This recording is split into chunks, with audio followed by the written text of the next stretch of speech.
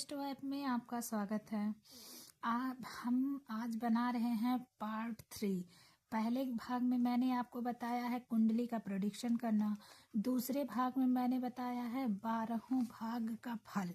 जैसे ये 12 भाग होते हैं, प्रथम, द्वितीय, तृतीय, चतुर्थ, पंचम, षष्ठम, ये ऐसे हमारे 12 भाग होते हैं।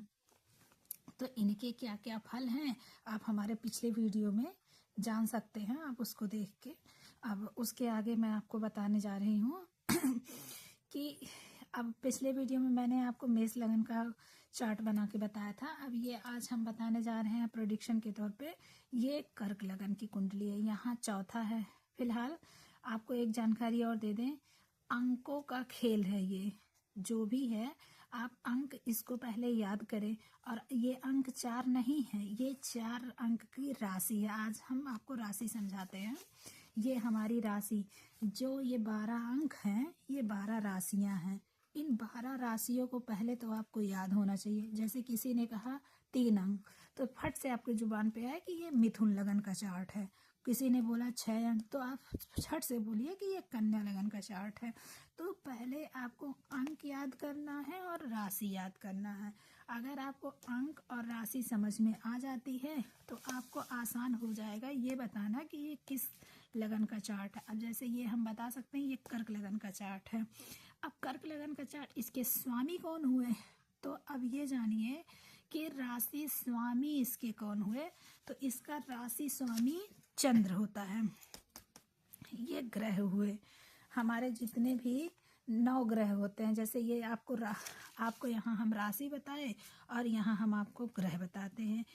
असली खेल इन 9 ग्रहों का है, मंगल, शुक्र, बुध, चंद्र, सूर्य, गुरु, राहु, केतु एंड शनि। असली खेल इन्हीं का है। अक्सर लोगों के दिमाग में, आज के ज़माने के जो युवा बच्चे हैं, उनके दिमाग में ये चीज़ आती रहती है, अरे यार सबकी कुंडली में तो 12 घर होते हैं, 12 अंक होते हैं, और ऐसे कैसे सबकी लाइफ अलग अलग होती है, सबकी सोच अलग अलग, सबकी पर्सनालिटी अलग अलग।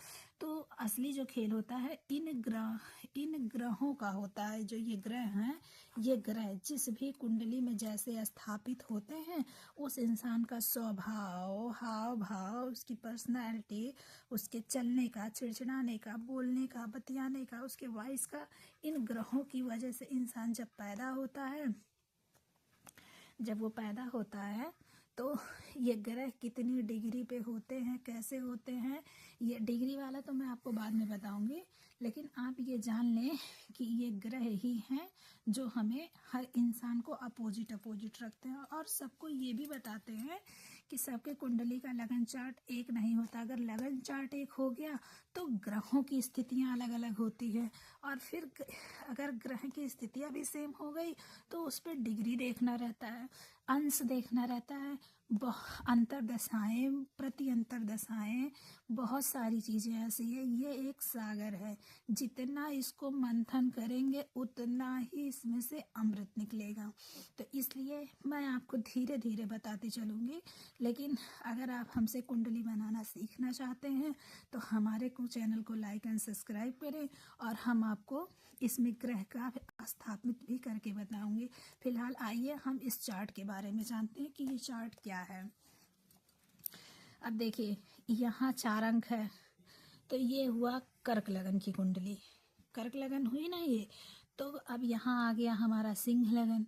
तो घर तो भाव एक ही रहेगा, इसको प्रथम भाव ही हम लोग बोलेंगे। ये प्रथम भाव है और सबकी कुंडली का ये प्रथम भाव ही रहेगा, और ये द्वितीय भाव ही रहेगा, ये तृतीय भाव ही रहेगा। अब इसमें राशि पड़ी हुई है 5, अंक लिखा है 5। तो अब आप मान जाइए कि यहाँ मेरी सूर्य लगन की कुंडली है, मतलब ये यहाँ हमारे सिंह लगन है और यहाँ कन्या। तो कहने का मतलब मेरा ये हुआ कि ये कर्क के बाद सिंह आया, फिर कन्या आई, और ये द्वितीय भाव कुंडली का आय बताता है, पैसे बताता है, ये परिवार बताता है, ये मकान और वाहन बताता है, ये बच्चे, विद्या, आकस्मिक घटना, जीवन साथी, उसका प्रेम और विदेश यात्रा, ये हमारा भाग्य भाव, ये हमारा कर्म भाव, ये हमारा आय भाव, ये हमारा विदेश यात्रा या पति पत्नी का सैया दर्शाता है। अब अगर इन घरों में जो सौम्य ग्रह बैठते हैं वो भाग्य हमारा अच्छा हो जाता है, और जिसमें क्रूर ग्रह बैठते हैं वो भाव हमारा बुरा हो जाता है। अब आपके दिमाग में आया कि ये सौम्य क्या है और क्रूर ग्रह क्या है। क्रूर ग्रह क्या है? तो सौम्य ग्रह हमारे जो हैं, सौम्य ग्रह हमारे जैसे शुक्र हुए, बुध हुए, चंद्र हुए, गुरु हुए, ये हमारे हो गए सौम्य ग्रह। अगर ये चारों पांचों ग्रह बैठते हैं कुंडली में, तो चारों पांचों ग्रह ये कुंडली में बैठते हैं, तो ये जान लीजिए कि वो भाव को दुगना वो वृद्धि कर देते हैं। और जो ये राहु, केतु, शनि, मंगल, ये भी मंगल तो अपनी जगह पे अच्छा ही फल देते हैं, लेकिन कभी कभी वो निगेटिव होता है, नहीं तो वो सही ही देता है। अगर नीच की ग्रह है तो वो निगेटिव फल देगा, अगर उच्च का ग्रह है तो वो पॉजिटिव फल देगा। तो इसलिए मतलब हर चीज़ का एक अलग अलग प्रोडिक्शन है, उसको जानने में बहुत टाइम लगेगा और मैं आपको बताऊंगी भी।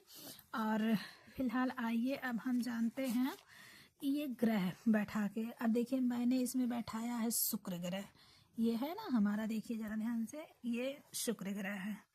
तो चंद्र में मैंने शुक्र को बैठा दिया। अब जिस भी किसी व्यक्ति के लगन में अगर शुक्र बैठता है तो पहले तो आप शुक्र से ये जान लीजिए कि वो व्यक्ति दिखने में सुंदर होगा।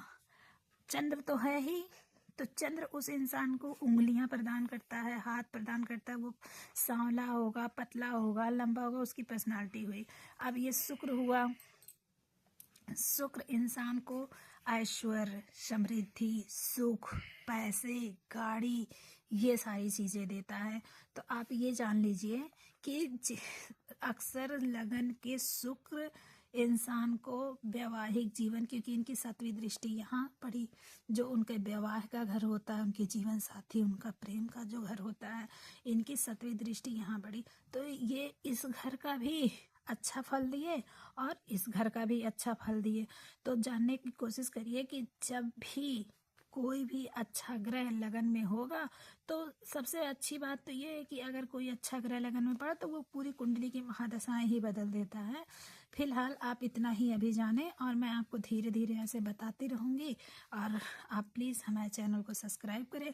अब फिर मैं इसमें अभी 9 ग्रहों का स्थापित करके 9 ग्रहों के बारे में बताऊँगी, और फिर आपके समझ में आएगा कि क्या क्रूर ग्रह है, क्या सौम्य ग्रह है, और कैसे कैसे हर ग्रहों का फल होता है। फिलहाल अभी तो मैं शुक्र के बारे में बताई हूँ, कल मैं बुध, मंगल और चंद्र के बारे में बताऊंगी। तो मेरी अगली वीडियो आप प्लीज़ ज़रूर देखें।